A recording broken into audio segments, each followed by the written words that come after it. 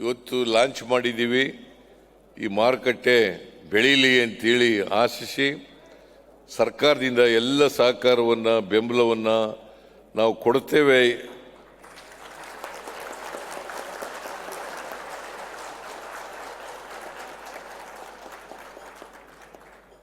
ಅಂತಕ್ಕಂಥ ಮಾತುಗಳನ್ನು ಹೇಳಿ ನಬಾರ್ಡ್ ಬಗ್ಗೆ ನಬಾರ್ಡ್ ರೀಫೈನಾನ್ಸಿಂಗ್ ಬಗ್ಗೆ ಸ್ವಾಮಿ ಮಾತಾಡಿದ್ದಾರೆ. ನಾನು ಮಾತಾಡಕ್ಕೆ ಹೋಗಲ್ಲ. ಯಾಕಂತಂದರೆ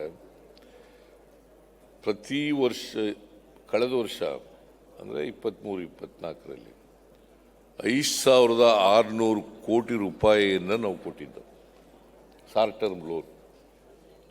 5 ಲಕ್ಷದವರಿಗೆ ಬಡ್ಡಿ ರಹಿತ ಸಾಲ ಕೊಡ್ತೀವಿ ನಾವು ರೈತರಿಗೆ. 5 ಲಕ್ಷದವರಿಗೆ ಬಡ್ಡಿ ರಹಿತ ಸಾಲ ಕೊಡ್ತೀವಿ.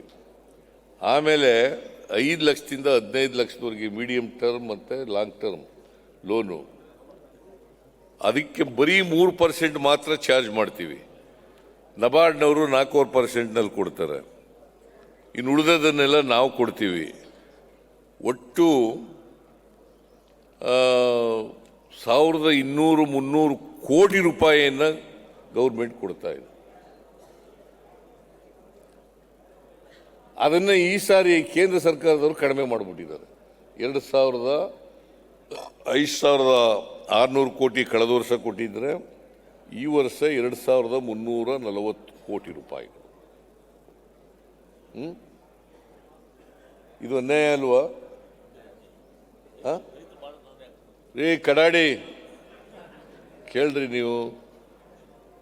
ಅದಿರಲಿ, ಕೇಳಿ ಈ ಕಡೆ ನನ್ನ ಮಾತು ಕೇಳಿ. ನಾವು ನಿಮ್ಗೆ ಹೇಳ್ತಾ ಇರೋದು, ನೀವೆಲ್ಲ ಸ್ವಲ್ಪ ಹೇಳಿ.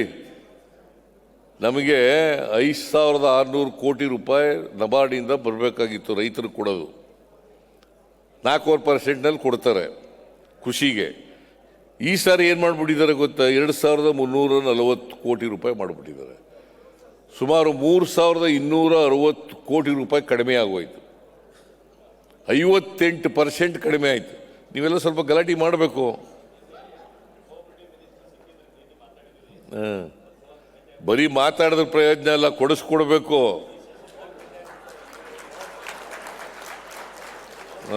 ಕೊಡಿಸಿ. ನಾನು ಈ ನಿರ್ಮಲಾ ಸೀತಾರಾಮನ್ ಕೊಡೋಕ್ಕಾಗಲ್ಲ ಅಂತ ಅಸಹಾಯಕತೆ ಎಕ್ಸ್ಪ್ರೆಸ್ ಮಾಡಿಬಿಟ್ರಿ ಇವತ್ತು. ಕೋಆಪರೇಟಿವ್ ಮಿನಿಸ್ಟರ್ ಅಲ್ಲ, NABARD is coming under finance minister. Cooperative minister ಏನು ಮಾಡ್ತಾರೆ? ಅವ್ರು ಕೊಡಲಿಲ್ಲ, ನಾವು ಕೊಡಲಿಲ್ಲ ಅಂತಾರೆ. ಇದು ನೋಡಪ್ಪ, ರಿಸರ್ವ್ ಬ್ಯಾಂಕ್ ಆಫ್ ಇಂಡಿಯಾ ಕೊಡಬೇಕು, ನಬಾರ್ಡ್ನವ್ರಿಗೆ ಕೊಡಬೇಕು. ಅವರು ನಬಾರ್ಡ್ನವರು ನಮಗೆ ಕೊಡಬೇಕು. ಅದಕ್ಕೆ ಕೊಡಬೇಕಾದ್ರೆ ರಿಸರ್ವ್ ಬ್ಯಾಂಕ್ ಆಫ್ ಹೇಳಮ್ಮ ಅಂತ ಹೇಳಿದ್ದೀವಿ ನಾವು. ನಿರ್ಮಲಾ ಸೀತಾರಾಮನ್ ಅವರಿಗೆ ಹೇಳಮ್ಮ ತಾಯಿ ಅಂತ ಹೇಳಿದ್ದೀವಿ. ಹೇಳ್ತೀನಿ ಅಂತ ಒಪ್ಕೊಂಡಿದ್ದಾರೆ. ಬಟ್ ಕೊಡೋಕ್ಕಾಗಲ್ಲ ಅನ್ನೋದ್ರ ಮೊದಲು ಎಕ್ಸ್ಪ್ರೆಸ್ ಮಾಡಿಬಿಟ್ಟು ಆಮೇಲೆ ಇದನ್ನು ಹೇಳಿದ್ರು. ಎನಿವೆ, ನಾವು let us hope for the best.